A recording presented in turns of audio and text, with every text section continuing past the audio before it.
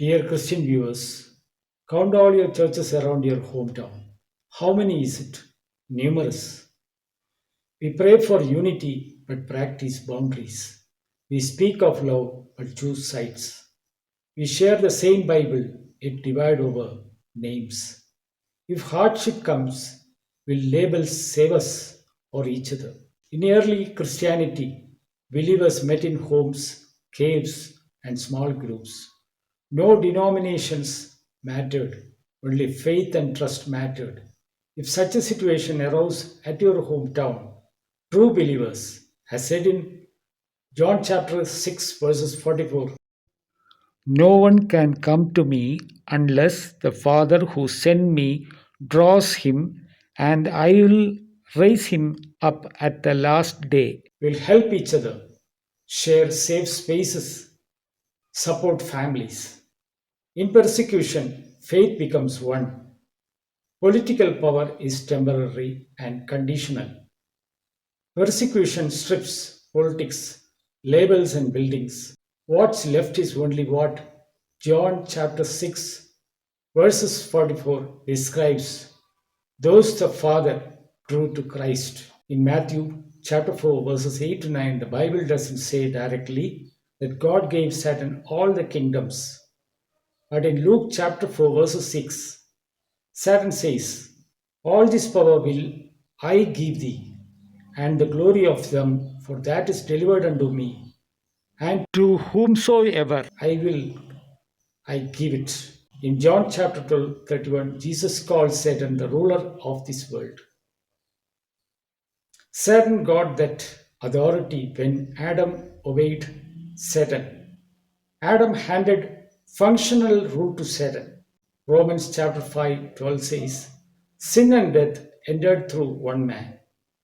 So not given by God directly, but forfeited by man.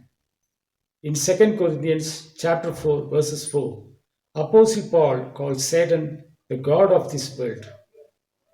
1 John 5:19 says, the whole world lies in the power of the evil one.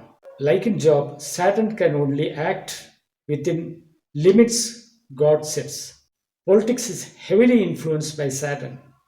Politicians lie and exaggerate. You are of your father the devil, and the desires of your father you want to do.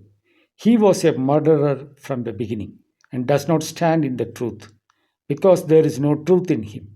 When he speaks a lie, he speaks from his own resources, for he is a liar and the father of it. After resurrection, Jesus says in Matthew chapter 28, verses 18 that all authority in heaven and on earth is given to me. But Satan is ruler like a corrupt governor running a rebellious state. God is king who hasn't ended the rebellion yet. Satan's rule is a lease and not ownership. Satan rules the system. That's why we pray for unity but practice boundaries and people playing political card on protection. Those are world system believers.